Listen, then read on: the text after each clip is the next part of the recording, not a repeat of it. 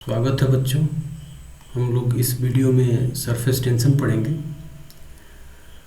Surface tension जैसा कि नाम से ही पता लग रहा है कि ये सरफेस के टेंस होने की कहानी है। टेंस क्यों होता है वो देखते हैं। तो हमारे पास रियल लाइफ में बहुत सारे एग्जाम्पल्स हैं और वो एग्जाम्पल्स क्या हैं, जैसे कि जब हम लोग कहते हैं कि हमारे पास एक वाटर बकेट हो और इस वाटर बकेट में जब वाटर जो है स्टिल वाटर हो, हम लोग बात मूविंग वाटर की नहीं कर रहे हैं, जब वाटर क्या हो, स्टिल हो, ठीक है ना, रेस्ट में है। रेस्ट में है तो इस पर हम लोग एक पेज लेके जाते हैं और इस पेज पर हम लोग एक नीडल रखते हैं। तो ये हम लोग जानते हैं कि पेज जो है वो पानी की वजह से वो क्या होगा, भीग जाएगा और वो डूब जाएगा। लेकिन ये जो निडल होता है उस पर तैरता रहता है और उसको हम लोग जब देखते हैं ध्यान से तो ये पता लगता है कि निडल जो है वो कुछ ऐसा शेप बना दिया होता है, ऐसा कुछ शेप बनाया होता है। मतलब जहाँ पर निडल होगा वहाँ पर एक किंक होगा, एक कर्व होगा। तो ऐसा जैसे लगता है कि जैसे कि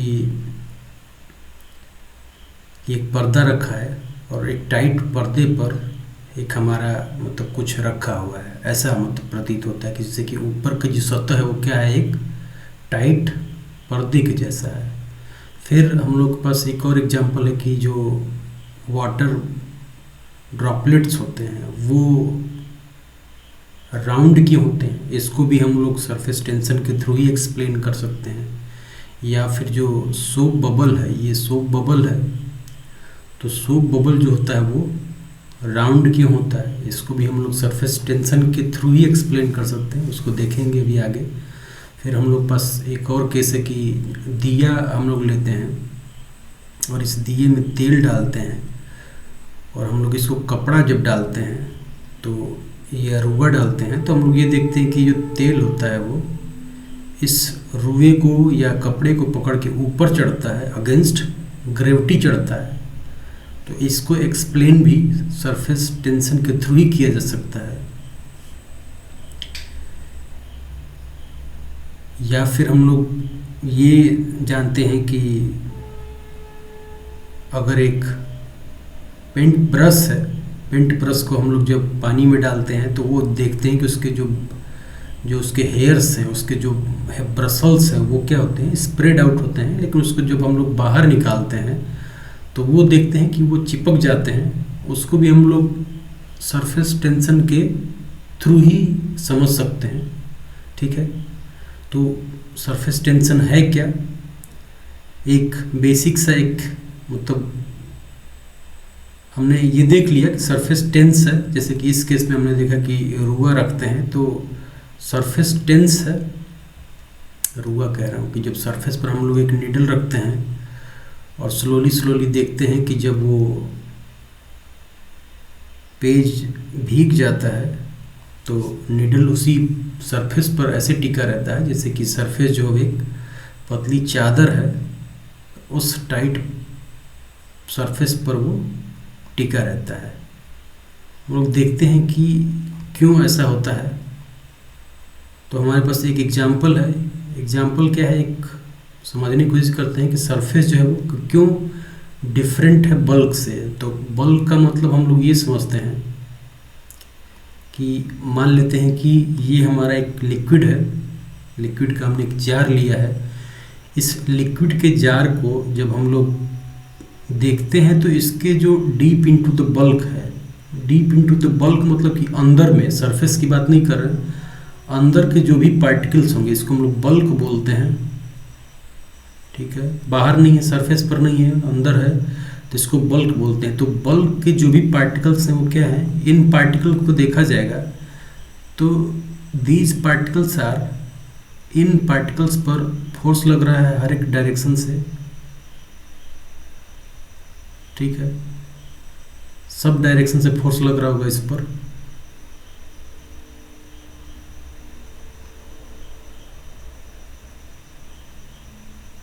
ठीक है, तो नेट फोर्स इस पर जीरो होता है। लेकिन अगर हम लोग ऊपर की तरफ आते हैं, डिफरेंट डिफरेंट पार्टिकल्स को देखते हैं, तो अगर हम लोग सरफेस पार्टिकल्स को देखें, जो सरफेस वाले जो पार्टिकल्स होंगे वो क्या होते हैं, उन पर अगर देखा जाएगा तो ये लिक्विड में केवल एक ही डायरेक्शन से हैं। मतलब लिक्विड का जो इंटरफेस है, एयर और लिक्विड का जो इंटरफेस है, ये इसको बोलेंगे इंटरफेस एयर। ये जो एयर और लिक्विड का इंटरफेस है, इस पर हम लोग ये देखते हैं कि ये जो सरफेस पार्टिकल्स हैं, इन पर तो फोर्स केवल एक ही डायरेक्शन से लग रहा है। एक ही डायरेक्शन का मतलब कि केवल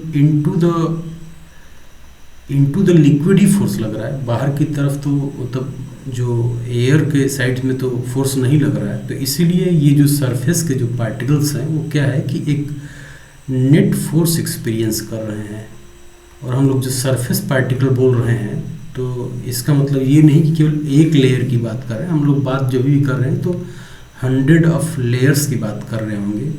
तो हम लोग बोल रहे हैं कि जो सरफेस पार्टिकल्स हैं वो क्या है कि एक नेट फोर्स एक्सपीरियंस करते हैं inside, net force into the liquid experience करते हैं।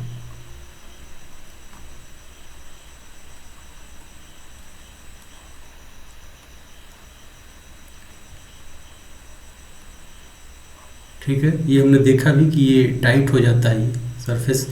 इसलिए जो सरफेस होता है वो टाइट होता है, क्योंकि हर एक जो सरफेस जो सरफेस है, सरफेस के हर एक जो पार्टिकल्स हैं वो नीचे की तरफ उनको मतलब जो बाकी जो बल्क के जो लिक्विड के पार्टिकल्स हैं वो क्या कर रहे हैं, उसको अंदर की तरफ खींच रहे हैं। तो इसीलिए जो सरफेस है वो एक नेट फोर्स एक्सपीरियंस करता है, जिसकी वजह से वो सरफेस जो है वो टाइट रहता है हमेशा ही। ठीक है, तो ये हमारा फोर्स का क्राइटेरिया हो गया। दूसरा, अगर हम लोग इसी में अगर हम लोग इसको एनर्जी के हिसाब से अगर देखा जाएगा, तो ये जो पार्टिकल्स हैं, ये हर एक पार्टिकल अट्रैक्टेड है, तो इसको हम लोग बोल सकते हैं कि they all carry a net potential energy. ठीक है, ये सारे के सारे जो पार्टिकल्स हैं बल्क वाले, ये एक नेट पोटेंशियल एनर्जी कैरी करते हैं। और ये जो बल्क के पार्टिकल्स हैं, इनको अगर ऊपर खींच के लेके जाएंगे तो हमें एक नेट वर्क करना पड़ेगा against an attractive force which is into the bulk, है ना। एक लिक्विड क्या कर रहा होगा कि हर एक पार्टिकल पर, लिक्विड के जो पार्टिकल्स हैं वो क्या है कि एक net into the liquid force महसूस कर रहे हैं। और इसको अगर हम लोग खींच के सरफेस पर लेके जाएंगे तो एक नेट वर्क करना पड़ेगा। ये पार्टिकल को खींच के यहाँ लेके आने में हमें एक नेट वर्क करना पड़ेगा। और ये बोलते हैं कि सरफेस को क्रिएट करने में इतना एक्सटर्नल वर्क करना पड़ा होगा। और ये जो एक्सटर्नल वर्क है इन the form of surface energy stored होता है। तो ये जो सरफेस है वो क्या करता है कि एक नेट सरफेस एनर्जी भी कैरी करता है। नेट सरफेस क्या बोल रहे हैं कि ये जो बल्क के पार्टिकल्स हैं, इनको बल्क से सरफेस पर लेके आने में एक नेट वर्क करना पड़ेगा। और वो जो नेट वर्क है इन the form of surface energy stored हो जाता है। तो ये भी बोल सकते हैं कि ये जो सरफेस है वो क्या है कि एक नेट सरफेस एनर्जी कैरी करता है। ठीक है, तो हम लोग सरफेस टेंशन जो है, सरफेस टेंशन हम लोग दो तरीके से डिफाइन कर सकते हैं। सरफेस टेंशन फोर्स पर unit area, force per unit length के भी हिसाब से डिफाइन किया जा सकता है। जैसे कि हम लोग सरफेस टेंशन एस जो है, सरफेस टेंशन को हम लोग दिखाते हैं बाई एस। और ये कहते हैं कि अगर कोई भी लिक्विड दिया हुआ है, ठीक है, मान लेते हैं कि ये लिक्विड सरफेस है।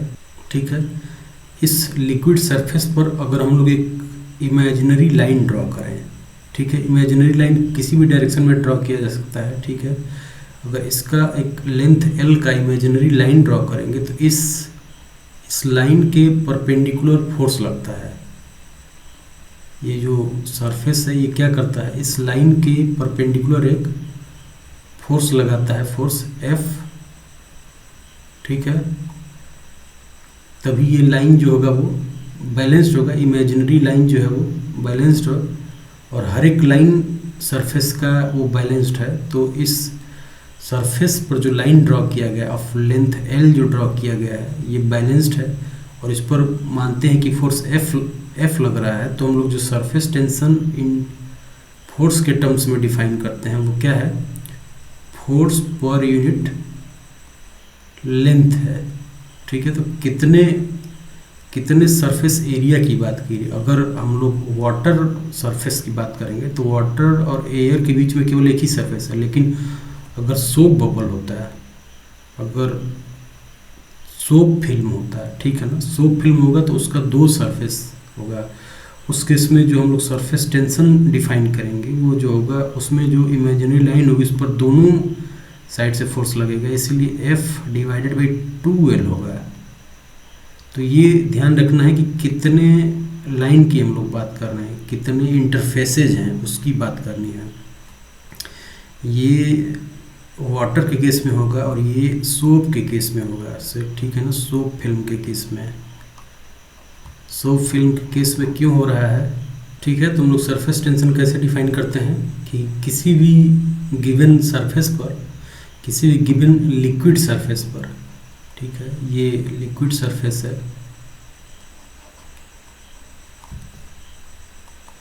लिक्विड एयर इंटरफेस है, ठीक है।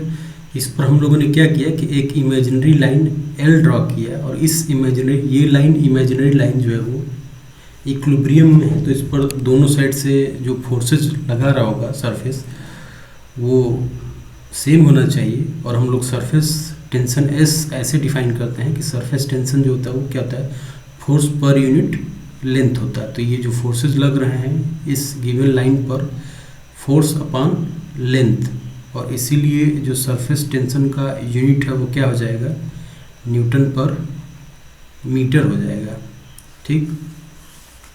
तो surface tension in terms of force जो है वो क्या है, फोर्स पर यूनिट लेंथ है। हम लोग इसी में कहते हैं कि सरफेस टेंशन हम लोग डिफाइन कर सकते हैं, इन टर्म्स ऑफ एनर्जी भी डिफाइन कर सकते हैं, ठीक है, एनर्जी के भी टर्म्स में डिफाइन कर सकते हैं। तो ये बोले कि अगर हमारा एक थिन फिल्म हो, हमारे पास क्या है, एक थिन फिल्म हो, और इस पर एक हम लोग एक पतला एक रॉड रखते हैं, एक क्या बोलेंगे, एक लाइन रखते हैं, एक पतला लाइन।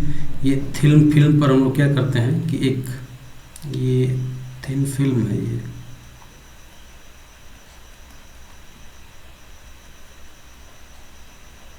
ठीक, इस थिन फिल्म को, ये सोप फिल्म है, तो इस पर हम लोगों ने एक लाइन रखा हुआ है। तो ये पता है कि ये जो सरफेस है, ये जो थिन फिल्म है, ये इसको अगर फ्री छोड़ दिया जाता है इस रॉड को, तो ये क्या करता है, इसको सरफेस हमेशा क्या करता है, surface always tries to minimise is surface area. तो इसको ये ऊपर की तरफ खींचता है, इस पर जो फोर्स लगता है ऊपर की तरफ फोर्स लग रहा होता है,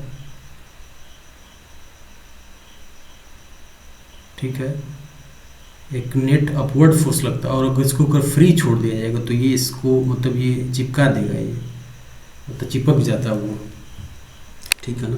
तो इसीलिए इसको बैलेंस करने के लिए हमें क्या करना पड़ेगा, एक हमें नेट फोर्स लगाना पड़ेगा, इधर की तरफ F एक्सटर्नल लगाना पड़ेगा, जो कि इसको बैलेंस कर पाए। इसका अगर लेंथ L है तो F एक्सटर्नल जो होगा इसको बैलेंस कर पाए। तो F एक्सटर्नल अगर ये भी इक्विलिब्रियम में हो, इक्विलिब्रियम में होगा तो F एक्सटर्नल जो है वो कितना होना चाहिए, F एक्सटर्नल जो है वो कितना होना चाहिए, surface tension S into length L होना चाहिए। लेकिन अगर ये थिन फिल्म है तो दोनों साइड दो इसकी से सरफेसेस हैं, इसलिए दो लेंथ होगा, दोनों साइड फोर्स इधर भी लग रहा होगा, और एक बैकवर्ड में जो सरफेस होगा वो भी ऊपर की तरफ फोर्स लगा रहा होगा। तो इसीलिए ये जो लाइन है इस पर जो फोर्स लग रहा होगा ऊपर की तरफ वो होगा S इंटू 2L होगा। और इतना ही अगर हम लोग फोर्स लगाते हैं F एक्सटर्नल, तो ये जो रॉड है, ये जो थिन रॉड है वो स्टेबल रहेगा, रेस्ट पर रहेगा, ठीक है। हम लोगों ने बोला कि surface tension in terms of force जो है फोर्स पर यूनिट लेंथ है, और यहाँ से पता लग रहा है कि जो F एक्सटर्नल जो हमें चाहिए कि इस थिन फिल्म को स्टेबल रखने के लिए वो क्या है कि S इंटू 2L होना चाहिए, ठीक। अब हम लोग बोल रहे हैं कि अब अगर इसमें हम लोग क्या करें कि थोड़ा सा एक्स्ट्रा सरफेस क्रिएट करते हैं। थोड़ा सा एक्स्ट्रा सरफेस अगर क्रिएट करते हैं, मान लेते हैं कि यहाँ से हमने एक dx सरफेस हमने एक्स्ट्रा क्रिएट किया। dx सरफेस एक्स्ट्रा क्रिएट करने के लिए हमें f external into delta x work करना पड़ेगा, ठीक है। इतना हमें वर्क करना पड़ेगा और ये जो वर्क है जाएगा इस सरफेस टेंशन के अगेंस्ट में काम करने के लिए, क्योंकि सरफेस टेंशन मतलब ऐसा नहीं होने देना चाहेगा। सरफेस इसके अगेंस्ट में एक फोर्स लगा रहा है, ठीक है। तो ये जो सरफेस टेंशन है वो क्या करता है, इसके खिलाफ वर्क करता है, और वो जो वर्क करता है सरफेस टेंशन वो क्या होगा, वो होगा S into 2L into delta x होना चाहिए। और यही energy in the form of surface energy delta U के फॉर्म में स्टोर हो जाएगा इस सरफेस में, न्यूली क्रिएटेड सरफेस में, इन the form of S into 2L delta x. ऐसे स्टोर हो जाएगा ये सरफेस एनर्जी, ठीक है। तो सरफेस टेंशन को हम लोग एक और तरीके से डिफाइन कर सकते हैं, वो क्या है, surface tension S equal to यहाँ से क्या हो जाएगा, वो हो जाएगा delta U stored energy per unit area to delta x, क्योंकि दो एरिया है तो है ये डेल्टा ए ही है, लेकिन यहाँ पर क्योंकि फिल्म है, सोप फिल्म है, तो सोप फिल्म के दो एरिया है, इसलिए 2 डेल्टा ए आया है यहाँ पर। ये 2 डेल्टा ए है, लेकिन ये नेट एरिया ए ही है। तो surface tension is also defined as net increase in the surface energy, surface increase in the surface potential energy divided by per unit divided by area, ठीक है। या ये बोले कि सरफेस ने इसको क्रिएट करने में, सरफेस टेंशन ने इतना सरफेस क्रिएट करने में 2L इंटू डेल्टा एक्स, इतना सरफेस क्रिएट करने में कितना वर्क किया होगा, वो जाएगा in the form of potential energy, इस सरफेस में स्टोर हो जाता है। तो हम लोग डिफाइन करते हैं surface tension in the surface tension as अ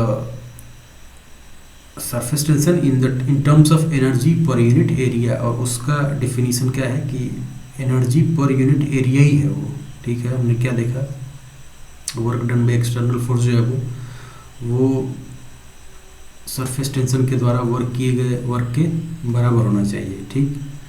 और यहाँ से ये आता है कि सरफेस टेंशन जो है वो एक्सटर्नल जितना वर्क किया है वो पोटेंशियल एनर्जी की फॉर्म में स्टोर होगा। तो सरफेस टेंशन का डिफिनीशन एक और हो गया कि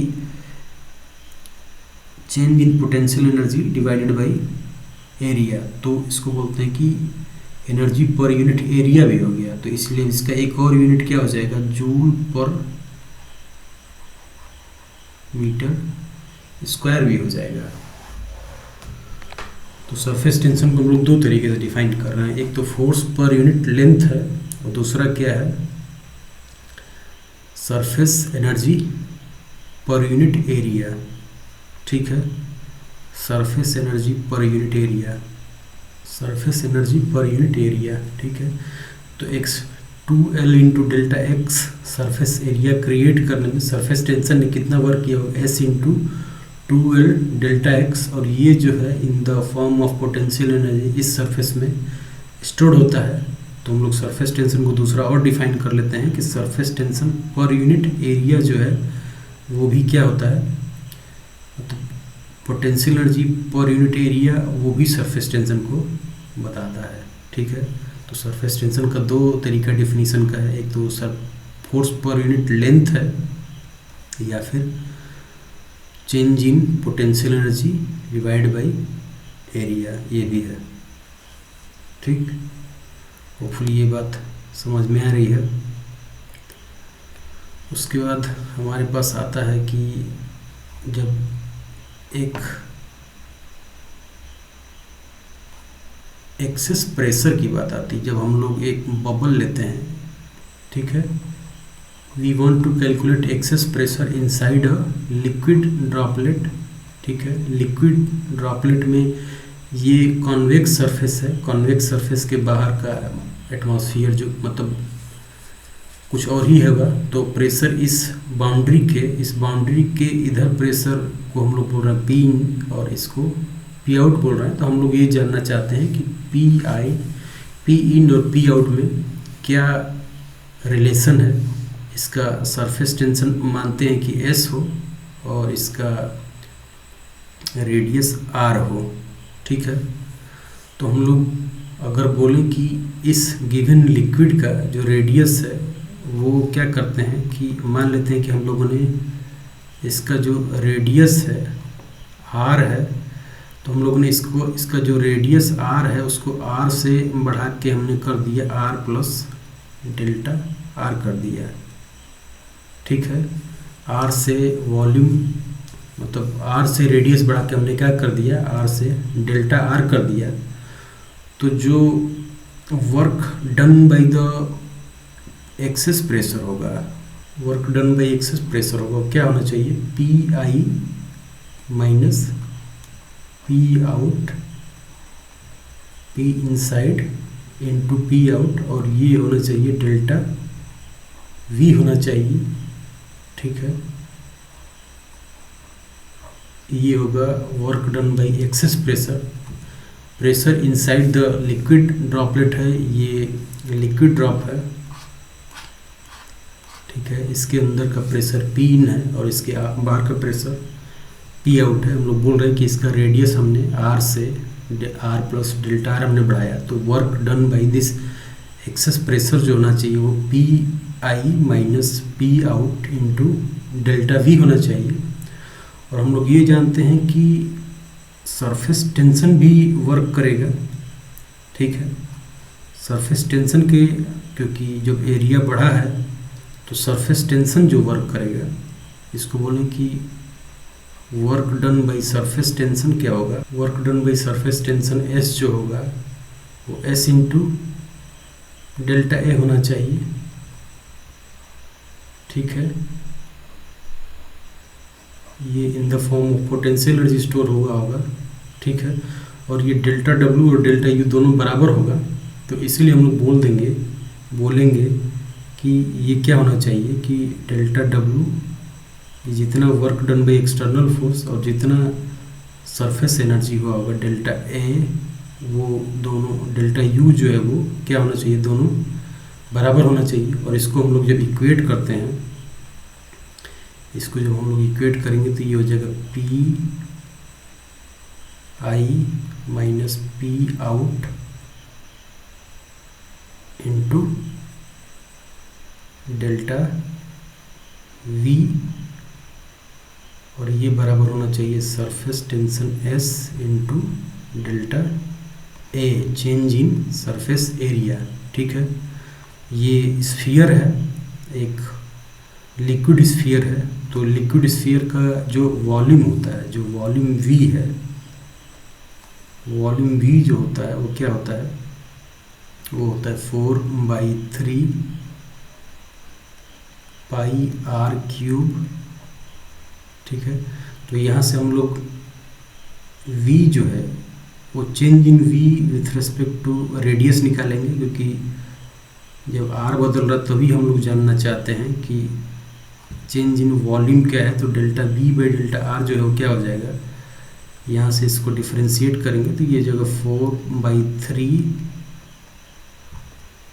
पाई आर क्यूब, और ये हो जाएगा पाई, और आर क्यूब जो है वो हो जाएगा 3r स्क्वायर हो जाएगा।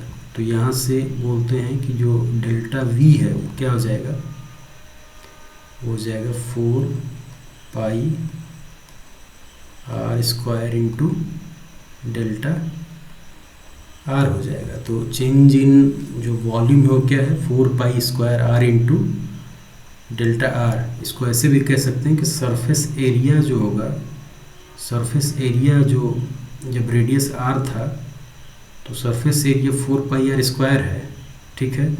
और जो डेप्थ बढ़ा है, जो डेप्थ बढ़ा होगा आर से, जब डेल्टा आर हमने किया है तो इतना ही बढ़ा होगा, ये डेल्टा आर है ये, ठीक है। ये डेल्टा आर है, तो इसलिए जो चेंज इन वॉल्यूम है वो क्या हो जाएगा 4πr² इंटू डेल्टा आर, ठीक। और जो ए होगा, ए सरफेस एरिया में कितना चेंज होगा, तो ए सरफेस एरिया पहले क्या रहा होगा 4πr² होगा, ठीक है। हम लोग ये जानना चाहते हैं कि ये रेडियस बढ़ने पर कैसे बदला होगा, तो ये हो जाएगा delta A by delta R, और ये हो जाएगा हमारा, ये हो जाएगा 8πr, ठीक है। तो यहाँ से आ जाएगा डेल्टा ए जो चेंज इन एरिया है वो हो जाएगा 8πr इंटू डेल्टा आर, ये हो जाएगा सरफेस एरिया। इतना सब चेंज हुआ होगा सरफेस एरिया में, और इन दोनों की वैल्यू हम लोग क्या करें, इस इक्वेशन में अगर सब्स्टिट्यूट कर देते हैं इस इक्वेशन में, तो यहाँ से क्या हो जाएगा पी आई minus P out P o into surface area, जो ये डेल्टा वी है वो क्या है 4πr² डेल्टा आर, और ये बराबर होगा किसके, ये बराबर होगा सरफेस टेंशन एस, और ये हो जाएगा S into 8πr into delta r. इसको अगर हम लोग सॉल्व करते हैं तो यहाँ से क्या निकल के आता है, P I minus P out, ये जो होगा वो किसके बराबर हो जाएगा, इसको डिवाइड करके सॉल्व करेंगे तो ये हो जाएगा S upon 2s upon are हो जाता है। इसको सॉल्व करने पर डेल्टा आर दोनों साइड से कैंसिल, 4π कैंसिल हो जाएगा, और आर कैंसिल हो गया, डिवाइड बाई आर, तो ये हो जाएगा 2s/r। तो जब भी हमें लिक्विड दिया होता है, लिक्विड ड्रॉपलेट होता है, तो उसमें जो इनसाइड प्रेशर होगा वो आउटसाइड प्रेशर से कितना ज़्यादा होता है, 2s/r ज़्यादा होता है। और इसी प्रेशर को, ये जो प्रेशर डिफरेंस है, इस प्रेशर को हम लोग और क्या बोल रहे हैं, access pressure inside the bubble बोल रहे हैं, access pressure inside bubble. Bubble नहीं, लिक्विड ड्रॉपलेट बोलेंगे। बबल के केस में क्या हो जाएगा, बबल के केस में जब ये लिक्विड ड्रॉपलेट है तो इसमें सरफेस एरिया केवल एक ही है, ठीक है। लेकिन अगर यही बबल होता,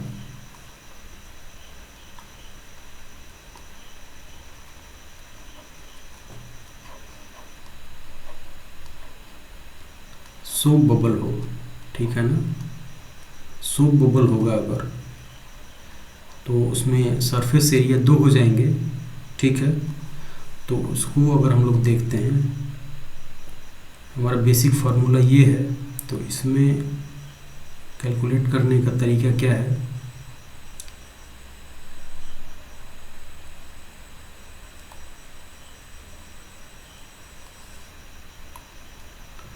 तो इसमें 2 सरफेसेस होते हैं,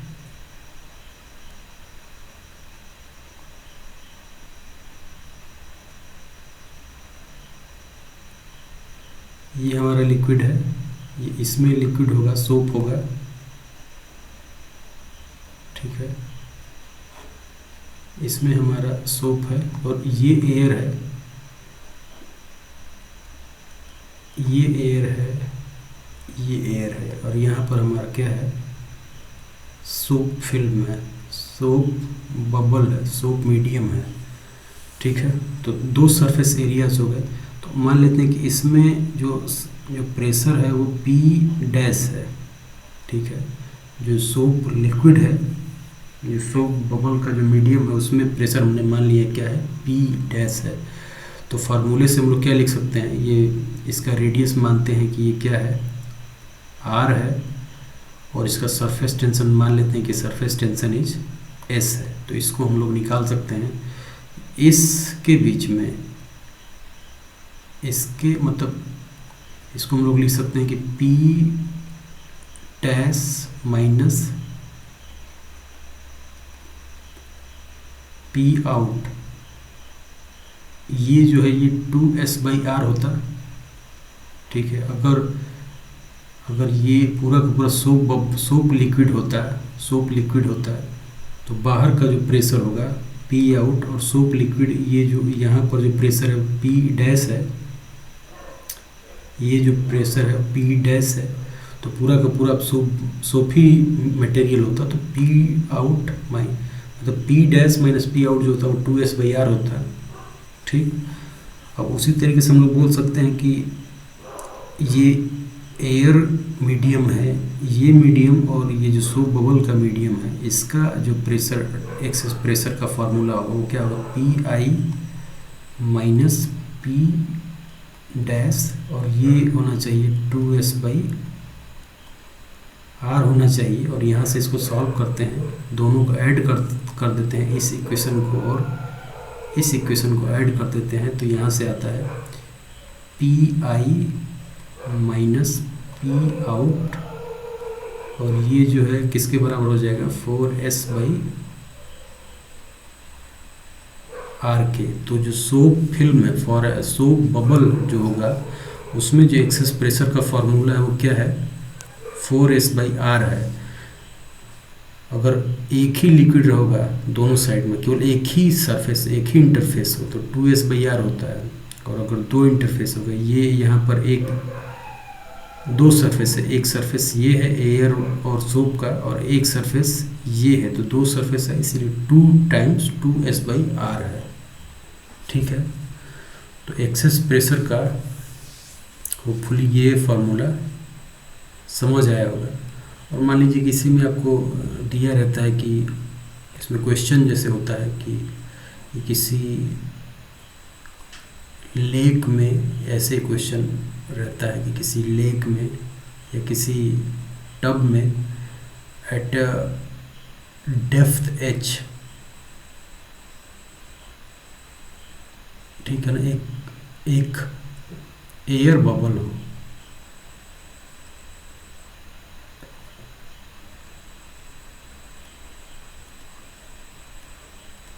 एयर बबल हो, तो इसके अंदर हम लोग इसके अंदर प्रेशर क्या होगा, क्या ये बता सकते हैं। ठीक है, ऐसा क्वेश्चन दिया जा सकता है, दिया रहता है, दिया होगा, बल्कि दिया हुआ है, ये मैंने देखा है। तो इसको हम लोग निकाल सकते हैं कि जो लिक्विड के बबल के जस्ट बाहर में जो प्रेशर होगा उसको मान लेते हैं कि वो क्या है, पी आउट है। और पी आउट जो होगा वो क्या होना चाहिए, पी आउट जो होगा वो होना चाहिए, यहाँ पर अगर एटमॉस्फेरिक प्रेशर अगर पी ए है तो ये हो जाएगा पी ए प्लस ये लिक्विड, ये जो एयर बबल है वो कितना नीचे है सरफेस के, वहाँ तक का प्रेशर हम लोग निकाल सकते हैं, वो हो जाएगा P A plus row ji H हो जाएगा।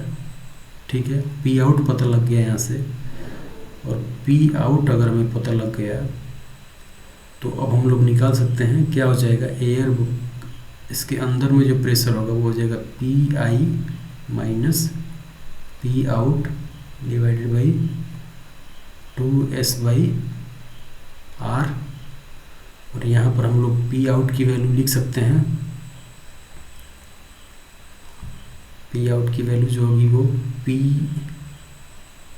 ए प्लस रो जी एच प्लस 2S/R होगा। तो हम लोगों ने लिक्विड बबल के अंदर में कितना प्रेशर होगा उसका हमने फार्मूला डिराइव कर लिया। ठीक है।